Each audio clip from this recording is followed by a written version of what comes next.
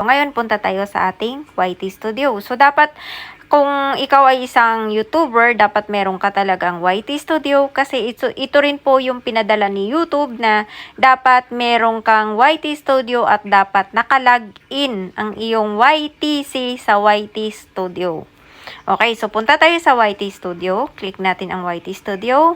So, yan, makikita natin walang impormasyon na pinadala si YT. So, it is na lang, siguro kapag ikaw ay napalo, meron dito sa ibabaw ng pangalan mo. Makakalagay dyan, etc. blah blah blah, di ba? So, ngayon, malalaman mo na, ay, napalo na pala ako, ganun yun. Pero sa mga impormasyon na ibibigay ni YouTube, kapag hindi mo kinlik ang notification bell na yung nasa taas, wala ka talagang alam kung may mga informasyon or may mga pagbabago na ipinapadala si YouTube. So, ngayon, click natin ang notification bell. So, ayan, makikita po natin dito, ayan po yung known issue. So, known issues, ibig sabihin, parang okay lang, wala lang yan. Wala naman yan. So, known issue strike notification. So, yung strike notification na yan is meron pang date, blah, blah, blah, etc. So, i-click natin yan. I-click natin. So, makikita natin dyan. So, this is 17 hours ago. Yan. So, dito po nakalagay yung 8/28/2024 strike notification. Known issue nga eh, diba? So, hi everyone. So, ibig sabihin, pangkalahatan. Parang ganon, di ba? So, we've seen reports of some creators not getting a notification on the main apps when their channel receive a community guideline strike. So, ibig sabihin, meron silang mga natanggap na reports. Okay? May natanggap silang mga reports na galing sa ibang creators. So, ibig sabihin, ibang creators na kagaya natin na mga YouTubers. Kasi ang tawag kasi sa atin is creators. Kasi tayo yung nagki-create ng mga videos, content natin, di ba? Yun. Mga nakatanggap daw sila ng reports na hindi na nagrereklamo sa kanila na kunwari ako, na-strike ako. Diba? Na-strike ako kunwari. Tapos, nagreklamo ako. Bakit ako nagreklamo? Kasi hindi nila ako pinadalhan ng notification kung bakit ako na-strike. Ayun po yung ibig sabihin nito. So, ngayon, kaya nila pinadala to para isang paalala na lahat ng nagwa-YT o lahat ng mga YouTubers ay dapat i-login ang mga YT natin sa ating YT Studio.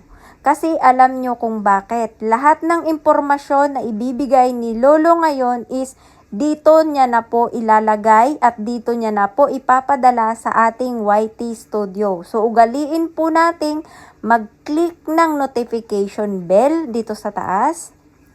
Yung notification bell natin dito, ugaliin nating mag-click kasi dito po lagi pinapadala ni YT ang mga informasyon. So, ito po ay wala po tayong ibabahala dito dahil ito po ay isang paalala lamang na kailangan nating mag-login sa YT Studio. Kumbaga, i-login natin ang ating mga YTC. Lahat po ay makakatanggap ng ganito kahit po mga ninja natin ay meron pong ganitong informasyon na galing sa YouTube. Itong strike notification na to.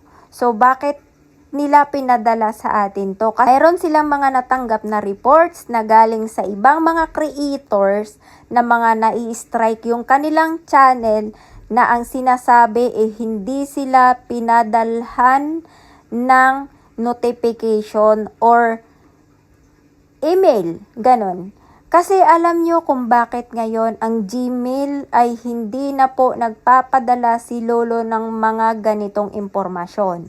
Ang pinapadala na lang ni Lolong mga impormasyon ay yun na lang po talaga ang pinaka mga importante, kagaya ng kunwari ikaw ay napalo, kunwari ikaw ay natanggalan ka ng membership o na-post yung pinagmemberan mo, doon mo makikita sa Gmail. Pero pag sa mga ganito, dapat dito po. Kagaya ng sinasabi dito, nag-report sa kanila, kumbaga nakatanggap sila ng ganitong reklamo. Sa kanila nakatanggap sila ng mga reklamo na ang ibang creators daw ay hindi nakatanggap ng notification na sila ay na-strike.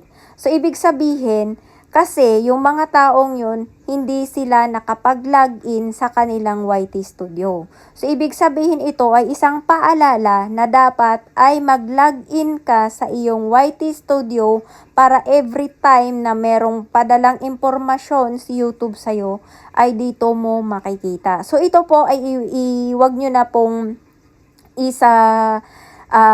pag-alala dahil ito po ay wala naman po itong problema. Ito po ay isang paalala lang po sa ating lahat na kailangan sa lahat ng merong mga channel ay mag-login sa YT Studio. Okay? So, sana po nakatulong at kung hindi naman at kung kayo po ay hindi gaanong naliwanagan sa aking paliwanag, i-replay nyo na lang para maliwanagan kayo. Okay? Okay, bye!